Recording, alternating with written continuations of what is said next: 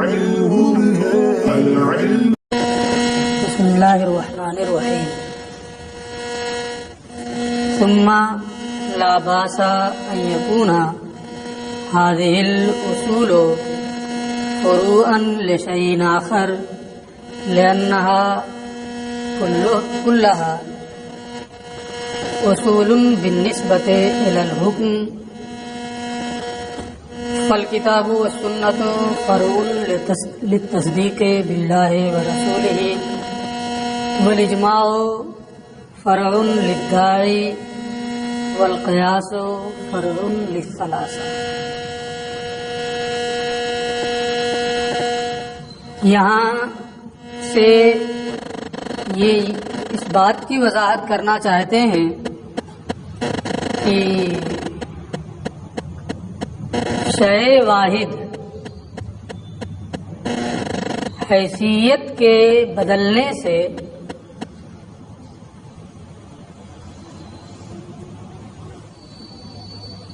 اس کا حکم بھی بدل سکتا ہے، نام بھی بدل سکتا ہے۔ جیسے زید ہے، ذات تو ایک ہی ہے اس کی، اپنے باپ کی طرف نسبت کرتے ہوئے وہ بیٹا ہے، حیثیت ایک حیثیت اس کی یہ ہے، اور اپنے بیٹے کی طرف نسبت کرتے ہوئے باپ ہے۔ اب آپ یہ نہیں وہاں کہہ سکتے ہیں کہ یہ تو اجتماع ضدین ہے، ایک ہی شخص باپ اور بیٹا کیسے ہو سکتا ہے نا؟ یہ نہیں ہوگا۔ کیوں؟ اس لیے کہ حیثیت بدلی ہوئی ہے، باپ کی طرف نسبت کرتے ہوئے وہ بیٹا ہے اور بیٹے کی طرف نسبت کرتے ہوئے وہ باپ ہے، اس لیے کوئی اعتراض نہیں ہوگا۔ یہ عام فہم مثال ہے، ہر کوئی اس کو سمجھ سکتا ہے، جانتا ہے کہ یہاں بھی کوئی کہتا ہے کہ اجتماع ضدین ہو گیا، کبھی نہیں کوئی کہتا ہے۔ بالکل اسی طرح سے یہ بھی ہے کہ کتاب ہے، سنت ہے، اجماع ہے، قیاس ہے۔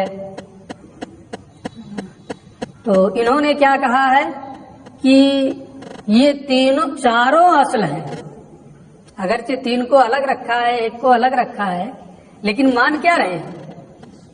چاروں اصل ہیں۔ اب اگر یہ کسی جہت سے فرع ہو جائیں تو یہ نہیں کہہ سکتے ہیں کہ یہ تو ابھی آپ کہہ کے آ رہے ہیں کہ یہ اصل ہے اور اب آپ کہہ رہے ہیں کہ یہ فرع ہے۔ کیوں نہیں کہہ سکتے ہیں؟ اس لیے کہ ہم جس جہت سے اصل کہہ رہے ہیں وہ جہت دوسری ہے، اور جس جہت سے فرع کہہ رہے ہیں وہ جہت دوسری۔ جیسے زید کے بارے میں میں نے مثال دی ہے نا، تو ایک حیثیت سے یہ چاروں کیا ہیں؟ اصل ہیں، اور ایک حیثیت سے یہ کیا ہے؟ فرع ہیں۔ اس لیے اگرچہ یہ کسی حیثیت سے فرع ہو رہے ہیں، ان کے فرع ہونے سے ان کے اصل ہونے پر کوئی اثر نہیں پڑے گا۔ جیسے کتاب اللہ، یہ اللہ کی فرع ہے، جب اللہ کا وجود ہوگا تب کتاب کا وجود ہوگا نا، اللہ کی جانب سے نزول ہوگا۔ سنت یہ رسول کی فرع ہے۔ اجماع مجتہدین امت کی فرع ہے، اور قیاس کے بارے میں تو پڑھ کے آئے کہ یہ اصول ثلاثہ کی فرع ہے نا۔ تو یہ چاروں فرع ہیں، کتاب اللہ اللہ کی فرع، سنت رسول اللہ کی فرع، اجماع مجتہدین کی فرع، اور قیاس ان تینوں کی فرع۔ لیکن احکام کی طرف نسبت کرتے ہوئے یہ کیا ہے؟ اصل ہے۔ جہت بدل گئی کہ نہیں بدل گئی؟ جیسے زید میں جہت بدل گئی تھی باپ اور بیٹے کے اعتبار سے، ایسے یہاں بھی جہت بدل گئی، اور جب جہت بدل گئی تو ایک جہت سے یہ اصل اور ایک جہت سے فرع، کوئی پریشانی اس میں نہیں ہے۔ اسی کو یہ کہہ رہے ہیں. ثم لا باسا، پھر کوئی حرج نہیں ہے، ان یکون هذه الاصول، کہ یہ اصول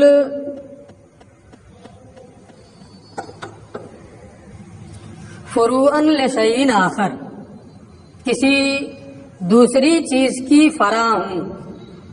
احکام کی طرف نسبت کرتے ہوئے یہ اصل ہے، لیکن کسی دوسری چیز کی طرف نسبت کرتے ہوئے یہ فرع ہو جائے، یہ اصول، اس میں کوئی حرج نہیں ہے.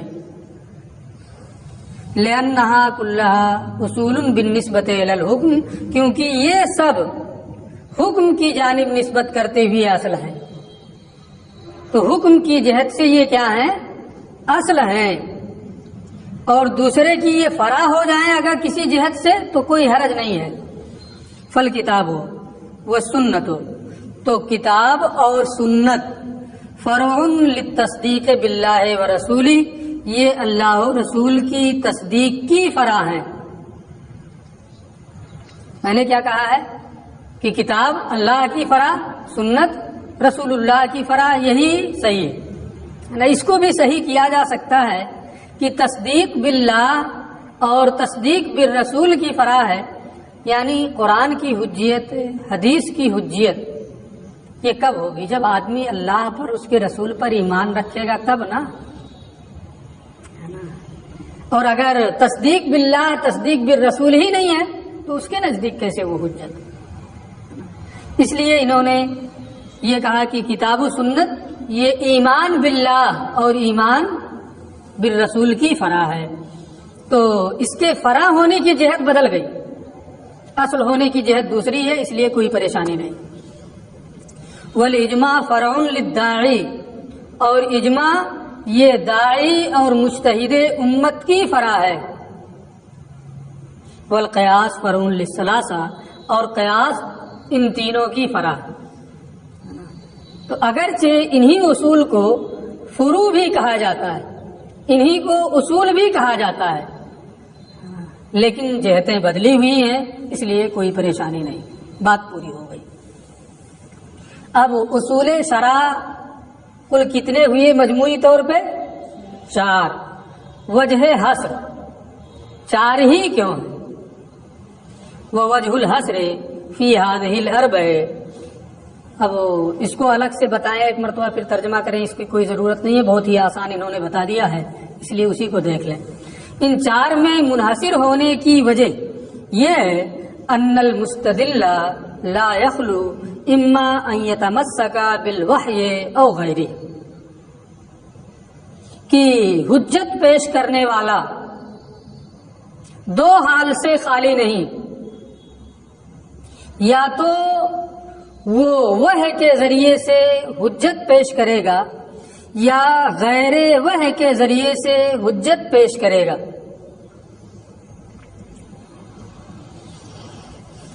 تو 2 صورتیں ہیں حجت جو پیش کر رہا ہے، یا تو وحی کے ذریعے سے یا غیر وحی کے ذریعے سے.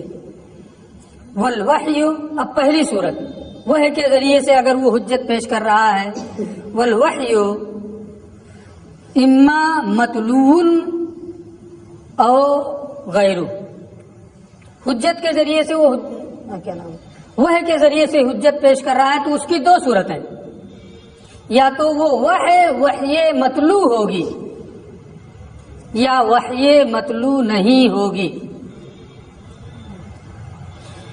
اور وہ اما مطلوع، یا تو مطلوع ہوگی یعنی اس کی تلاوت کی جاتی ہوگی، اس سے نماز درست ہوگی، نماز میں اسے پڑھا جاتا ہوگا، وہ الکتاب، وہ کیا ہے؟ قرآن کتاب. او غیرہ، یا وہ وحی مطلوع نہیں ہوگی، رسول پر اس کو بھی نازل کیا گیا ہے نا، حدیث بھی وہ ہے، لیکن وہ وحی مطلوع نہیں. تو یا تو وہ وحی مطلوع ہوگی، وہ قرآن ہے، یا وہ وحی مطلوع نہیں ہوگی، وہ سننا. اور وہ کیا ہے؟ سنت ہے، حدیث ہے. ایک شک ہو گئی. دوسری چیز وہ غیر الوحی ہے، یا حجت پیش کرنے والا غیر وحی کے ذریعے سے حجت پیش کرے گا، یہ بھی دو حال سے خالی نہیں۔ ان کا نا قول الکل، یا تو وہ تمام مجتہدین کا اتفاقی قول ہوگا یا نہیں ہوگا۔ وہ غیر الوحی ہے، اور غیر وحی ان کا نا قول الکل ہے، اگر تمام مجتہدین کا اتفاقی قول ہے، اجماعی قول ہے، فل اجماع، تو وہ کیا ہے؟ اجماع ہے۔ اور اگر سب کا قول نہیں ہے، فل قیاس، تو وہ کیا ہے؟ قیاس ہے۔ تو یہ کل کتنی دلیلیں ہو گئی حجت پیش کرنے والے کے لیے؟ 4۔ وہ ہے یا تو مطلوع ہوگی یا غیر مطلوع، غیر وہ ہے یا تو سب کا قول ہوگا یا نہیں، ہے نا۔ پہلی قسم جو ہے وہ قرآن، دوسری حدیث، تیسری اجماع، اور چوتھی قیاس۔ دلیل حصر معلوم ہو گئی۔ یہ دلیل حصر استقرائی ہے، عقلی نہیں ہے۔ غیر وہ میں اور چیزوں کا بھی احتمال ہے، لیکن استقرا یہی ہے، ٹھیک ہے۔ اب کچھ اعتراض یہاں ہوتے ہیں، ان اعتراضات کی طرف یہ اشارہ کر کے ہے نا جواب دے دیں گے، صرف اعتراض کی وضاحت نہیں کریں گے۔ انہوں نے ثابت کر دیا کہ اصول جو ہیں، جو مثبت احکام ہیں، وہ کتنے ہیں؟ 4۔ ہم سے پہلے کی جو شریعتیں ہیں ان سے بھی تو حکم ثابت ہوتا ہے، ارشاد الہی ہے، وَكَتَبْنَا عَلَيْهِمْ أَنَّ النَّفْسَ بِالنَّفْسِ وَالْعَيْنَ بِالْعَيْنِ وَالْأَنْفَ بِالْأَنْفِ وَالْأُذُنَ بِالْأُذُنِ وَالسِّنَّ بِالسِّنِّ وَالْجُرُوحَ قِصَاص۔ وَكَتَبْنَا عَلَيْهِمْ، بنی اسرائیل پر ہم نے فرض کیا تھا۔ کیا ہمارے لیے باقی ہے کہ نہیں باقی؟ تو ہم سے پہلے کی شریعتوں کا جو حکم تھا وہ بھی تو ہم پر باقی ہے۔ تو ہم سے پہلے کی جو شریعتیں ہیں، ایک حجت تو وہ بھی ہے، 4 میں منحصر کا۔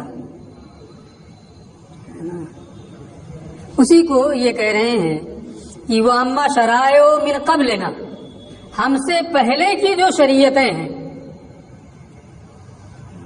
یا تو اللہ اور اس کے رسول نے بغیر انکار کے اسے بیان کیا ہوگا۔ اگر بغیر انکار کے اسے بیان کیا، یا تو اللہ بیان کرے گا تو قرآن میں آئے گا، یا رسول بیان کریں گے تو حدیث میں آئے گا، بغیر انکار کے۔ تو اگر قرآن میں آ گیا بغیر انکار کے تو وہ کس سے ملحق ہو جائے گا؟ قرآن سے۔ حدیث میں آ گیا بغیر انکار کے تو وہ کس سے ملحق ہو جائے گا؟ حدیث سے۔ اور اگر اللہ و رسول بیان ہی نہ کریں، صرف توریت میں پایا جائے، انجیل میں پایا جائے، تو وہ ہم پر لازم نہیں ہے، وہ ہم پر لازم نہیں ہے۔ لازم وہ ہے جو بغیر انکار کے اللہ و رسول ہم سے بیان کریں، اور وہ قرآن میں یا حدیث میں آ جائے گا۔ لہذا ہم سے پہلے کی شریعتیں جس کو اللہ و رسول نے بغیر انکار کے بیان کیا ہے، وہ کتاب یا سنت میں شامل ہے، اسے الگ سے ذکر کرنے کی ضرورت نہیں، ٹھیک ہے۔ وَأَمَّا شَرَائِعُ مِن قَبْلِنَا، ہم سے پہلے کی جو شریعتیں ہیں، فَمُلْحِقَةٌ بِالْكِتَابِ، وہ یا تو کتاب سے ملحق ہے یا سنت سے۔ اس لیے اس کے ذریعے سے یہ اعتراض نہیں کیا جا سکتا ہے کہ اصول شرع 4 نہیں بلکہ 5 ہیں۔ ایک دوسری چیز پھر، وَتَعَامُلُ النَّاسِ، تعامل ناس سے بھی احکام ثابت ہوتے ہیں، وہ بھی ایک حجت ہے، وہ بھی ایک دلیل ہے، اس سے بھی فقہا دلیل کے طور پہ پیش کرتے ہیں۔ تو 4 ہی میں منحصر کرنا، جیسے مرغی کو وزن کے ساتھ بیچنا، وزن کر کے مرغی بیچنا تعامل ناس کی وجہ سے جائز ہے، حجت ہے ایک کی نہیں تعامل۔ تو یہ کہتے ہیں کہ 4 میں منحصر نہیں، اس لیے کہ تعامل ناس میں حجت ہے۔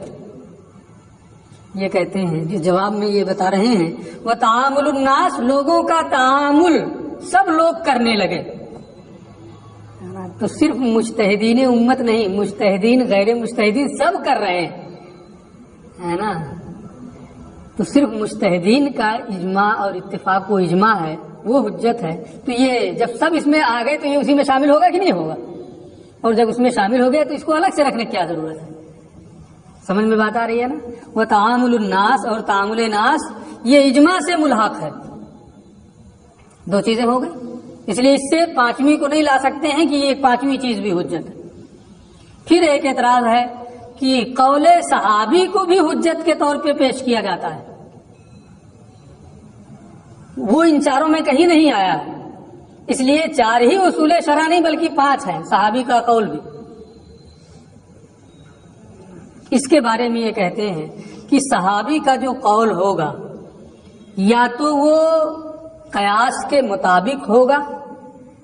صحابی جو بات کہہ رہے ہیں وہ یا تو قیاس کے مطابق ہوگا یا قیاس کے مطابق نہیں ہوگا. دو صورتیں ہو سکتی ہیں، ہے نا؟ ٹھیک ہے، بات اتنی تو صحیح ہے کہ صحابی کے قول کو حجت کے طور پہ پیش کیا جاتا ہے، لیکن الگ سے اس کو 5ویں حجت تسلیم کرنے کی ضرورت نہیں ہے، کیونکہ ان کے قول کی 2 صورتیں ہیں، یا تو قیاس کے مطابق یا قیاس کے خلاف. ٹھیک ہے، اگر وہ قیاس کے مطابق ہے تو صحابی کا وہ قول قیاس میں چلا جائے گا، الگ سے اس کو لینے کی کوئی ضرورت نہیں ہوگی. اور اگر صحابی کا قول خلاف قیاس ہے تو آپ یہ پڑھ چکے ہوں گے کہ اگر صحابی کا قول خلاف قیاس ہے تو یہ ہے کہ انہوں نے رسول سے اس کو سنا ہوگا. دین میں اپنی رائے سے وہ کوئی بات کہیں، اپنے طور پہ کچھ کہیں، یہ نہیں.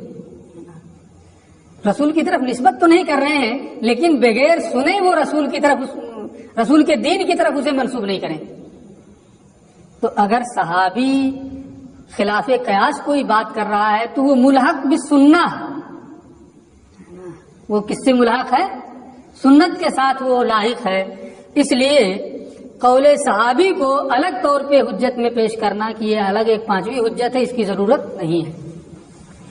اسی کو انہوں نے کہا ہے وقول الصحابی، اور صحابی کا قول فیما یوقل، جو قیاس کے مطابق ہو، ملحق بالقیاس، وہ قیاس سے ملحق ہے.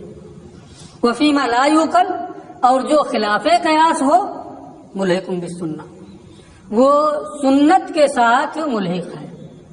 ٹھیک ہے، یہ یہاں تک بات ہو گئی. ایک چیز اور یہ کہہ رہے ہیں کہ استحسان اور اس جیسی چیزیں، یعنی 4 ہی اصول جو ہیں وہ کیا نام ہے نہیں ہے، 4 میں مناسب نہیں. استحسان بھی ایک دلیل ہے، حجت ہے. استحسان اصول الشاسی میں آیا ہے. قیاس خفی کو استحسان کہتے ہیں. ایک ہے قیاس جلی، ہے نا، وہ تو قیاس ہے ہی، ہے نا. اور قیاس خفی کو کیا کہتے ہیں؟ استحسان کہتے ہیں. اگر قیاس جلی اور قیاس خفی میں تعارض ہو تو اس وقت قیاس خفی کو ترجیح دی جاتی ہے، اس میں ضابطہ ممکن ہے آیا ہو.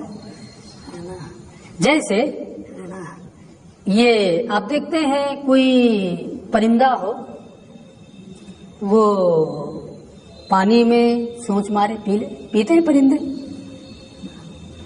کوا یا جس کا گوشت کھانا حرام ہے وہ اگر پانی پی لے، جس پرندے کا گوشت کھانا حرام ہے اگر وہ کسی برتن سے پانی پی لے تو پانی پاک رہے گا کہ ناپاک ہے؟ پانی پاک رہے گا. تو آپ تو قاعدہ یہ پڑھ کے آئے ہیں کہ لعاب کا حکم گوشت کا حکم ہوتا ہے. گوشت حرام، لعاب بھی حرام. کتا اگر پانی پی لے تو ناپاک ہو جائے گا. کیوں؟ اس لیے کہ اس کا گوشت حرام ہے، اس سے بننے والا لعاب بھی حرام ہے، نجس ہے، ناپاک ہے. وہ پانی پیے گا، پانی ناپاک ہو جائے گا. یہاں یہ پرندہ بھی تو حرام ہے، وہ پانی پی رہا ہے تو پانی ناپاک کیوں نہیں ہو رہا ہے؟ بات ہوگی کہ نہیں ہوگی؟ ہے نا. تو قیاس کا تقاضا تو یہ ہے کہ جیسے کتے نے پانی پیا اور پانی ناپاک ہو گیا، ہے نا، ایسے ہی پرندہ بھی اگر پانی پیے، وہ پرندہ جس کا گوشت حرام ہے نا، تو پانی ناپاک ہو جائے. قیاس کا تو یہی تقاضا ہے نا. لیکن یہ قیاس جلی ہے. قیاس خفی یہ ہے کہ کتا جب پانی پیتا ہے تو اپنا لعاب لگا کے پانی پیتا ہے, اپنی زبان لگا کے پانی پیتا ہے, دیکھے ہوں گے.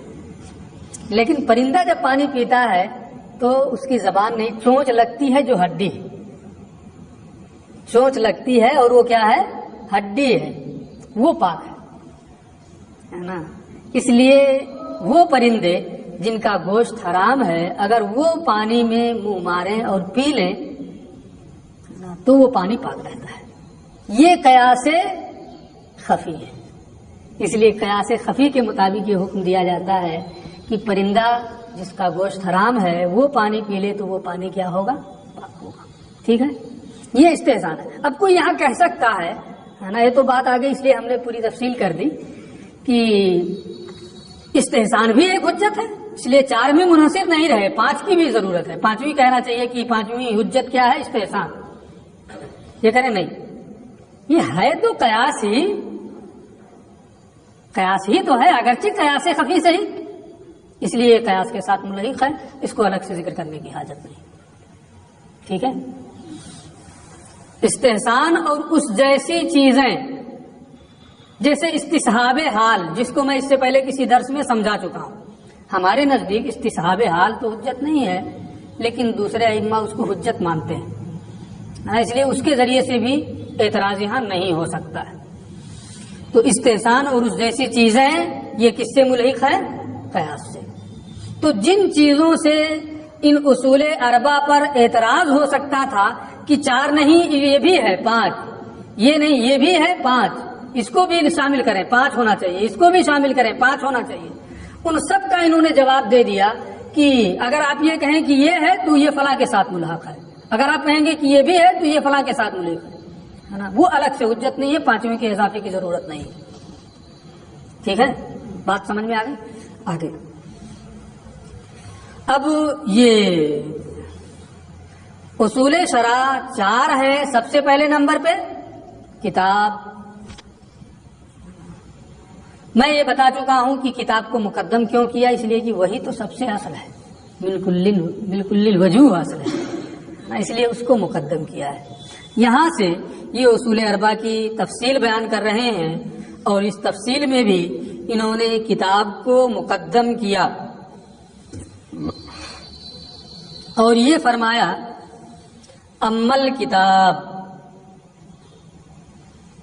فل قرآن المنزل یا منزل علی الرسول علیہ السلام.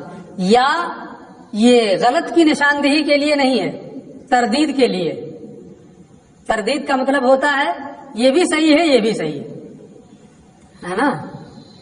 القرآن المنزل یا القرآن المنزل دونوں صحیح ہے, جو آپ پڑھنا چاہیں ہے نا. ہم وضاحت بعد میں کریں گے.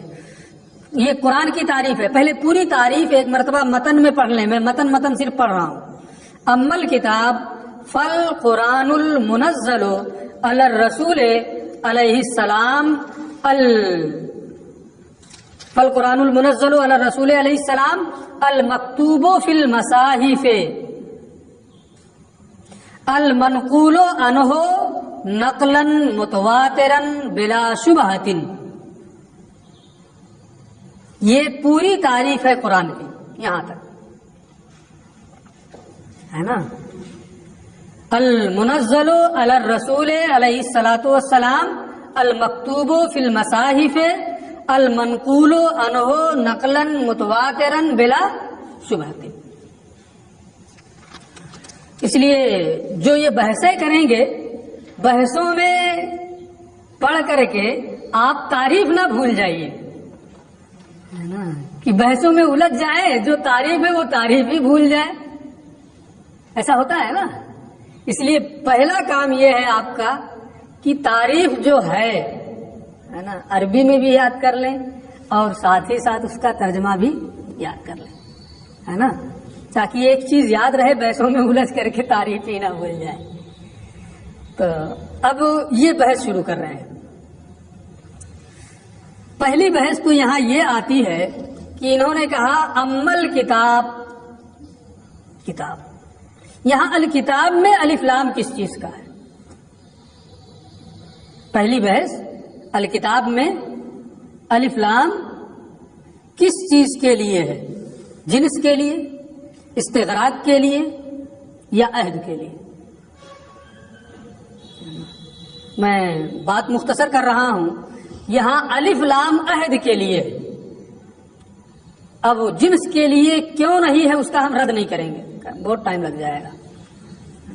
استغراق کے لیے کیوں نہیں ہے نا، آپ یہ سمجھے نہیں ہے، نہیں ہو سکتا ہے نا. جو میں کہہ رہا ہوں بس اس کو مان لیں. یہ جنس کے لیے نہیں ہو سکتا ہے، استغراق کے لیے نہیں ہو سکتا ہے. یہ ہے کس کے لیے؟ عہد کے لیے ہے. اب عہد میں بھی دو صورتیں ہیں. یا تو معہود جو ہے وہ کل کتاب ہے یا بعض کتاب. اگر آپ پہلی صورت اختیار کریں اور یہ کہیں کہ معہود یہ کل کتاب ہے، تو کل کتاب کا ذکر پہلے آیا ہے. انہوں نے کہا تھا 500 آیتوں کی مقدار میں، وہ کیسے معہود ہوگا؟ اس لیے الف لام کو عہد کے لیے مانے اور معہود کل کتاب ہو، یہ نہیں ہو پائے گا، ہے نا. یا اور یہ قاعدے کے بھی خلاف ہوتا ہے نا. ایک ضابطہ پڑھتے ہوئے آ رہے ہیں آپ، المعرفت اذا اعیدت معرفتن فکانت الثانیۃ عین الاولی. معرفہ کو جب پھر معرفہ ہی کی صورت میں لایا جائے تو دوسرا عین اول ہوگا. پہلے بھی الکتاب کہا ہے، بعد میں بھی الکتاب کہہ رہے ہیں، ہے نا. وہاں بھی معرفہ، یہاں بھی معرفہ، تو یہ ثانی کیا ہوگا؟ عین اول ہوگا. وہاں 500 آیتوں کی مقدار میں مراد ہے نا، تو یہاں آپ کہہ دیں کہ کل کتاب مراد ہے، یہ ہوگا؟ نہیں ہو پا رہا نا. اس کا مطلب کیا ہوا؟ یہ باطل ہو گیا. حالانکہ یہی صحیح ہے. یہاں کتاب سے مراد کل کتاب ہے. کیوں صحیح ہے ہم اس کی وضاحت ابھی کریں گے. تو ایک صورت یہ ہے کہ الف لام تو عہد کا ہے، لیکن معہود یا تو کل یا بعض. بظاہر کل ہونا کیا ہے؟ باطل ہے. بظاہر کل ہونا کیا ہے؟ باطل ہے. اور اگر آپ یہ کہیں کہ بعض قرآن مراد ہے، تو اب جب آپ بعض کہیں گے تو یہ تعریف جو الف لام آئے گا، یہ تعریف میں یہ دخول غیر سے مانے نہیں ہوگا، کیونکہ بعض میں بعض وہ ہیں جو احکام سے متعلق ہے. آپ کوئی تعین تو کر نہیں رہے ہیں، بعض سے احکام متعلق نہیں ہے نا. تو یہ دخول غیر سے معنی نہیں ہوگا، لہٰذا یہ صورت بھی باطل ہو جا رہی ہے. تو یہ باطل ہو رہی ہے، ہو جائے، ہم اس کو اس سے نہیں لینا دینا. جو صحیح ہے اس کی ہمیں وضاحت کرنی کہ الف لام کیا ہے؟ عہد کے لیے ہے، اور معہود کیا ہے؟ کل کتاب. راجع ہے یہ پوری کتاب کی طرف. کیسے؟ اس لیے کہ وہاں کیا ہے؟ بعض الکتاب ہے نا. الکتاب سے مراد کیا ہے؟ بعض الکتاب. اور بعض یہ مضاف ہے، اور الکتاب کیا ہے؟ یہ مضاف الیہ ہے. اور مضاف الیہ یہ مضاف کا متمم ہوتا ہے نا. وہاں کتاب سے تو مکمل ہے کتاب، لیکن بعض کی اس کی طرف اضافت کر دی گئی ہے نا. تو جو مضاف الیہ ہے نا، جو متمم مضاف ہے، یہاں کیا نام ہے؟ الکتاب میں جو یہاں آ رہا ہے اسی مضاف الیہ کے اعتبار سے اس کو ذکر کیا گیا ہے، اور مراد کل کتاب ہے، بعض کے اعتبار سے نہیں. اس لیے یہاں الف لام عہد کا ہے اور معہود کل کتاب ہے. ٹھیک ہے. اسی کو انہوں نے یہ کہا ہے ھذا تعریف لکل کتاب. ایسا نہیں ہے کہ میں آپ کو الجھا رہا ہوں، بحثیں بڑھا رہا ہوں، یہ خود کہہ رہے ہیں. یہ تعریف کیا ہے؟ پورے قرآن کی ہے. اب جب یہ کہیں گے پورے قرآن کی ہے تو ہوگا کہ نہیں ہوگا؟ کہ الف لام کس چیز کا ہے، جنس کا، استغراق کا یا عہد کا؟ تو میں بتایا کہ کس کا ہے، عہد کا ہے۔ یہ بھی کہہ رہے ہیں واللام فیہ للعہد، لام نہ جنس کا ہے نہ استغراق کا، کس کے لیے ہے، عہد کے لیے ہے۔ اب پھر یہ سوال ہوگا کہ معہود کیا ہے؟ یہ کہہ رہے ہیں والمعہود هو الکتاب السابق ذکرہ، معہود وہ کتاب ہے جس کا ذکر پہلے ہو چکا ہے۔ اب پھر وہ ہے نا کہ جس کا ذکر پہلے ہو چکا ہے وہ تو بازی کتاب ہے نا، اس کے بارے میں آگے یہ کہتے ہیں الذی کان مضافا الیہ للباز، جو باز کا مضاف الیہ اور باز کا مضاف کا متمم تھا ہے نا، اس لیے پورے قرآن کو مراد لیا جائے گا اس مضاف الیہ کے اعتبار سے جو مضاف کو مکمل کرنے والا ہے۔ ٹھیک ہے، بات پوری ہو گئی۔ اچھا، والقرآن، اب آگے یہ وضاحت کریں گے کہ یہ تو وضاحت ہو گئی متن میں جو امل کتاب ہے کتاب کی، اب قرآن کی کیا وضاحت ہے اس کی تفصیل کل انشاءاللہ تعالی وقت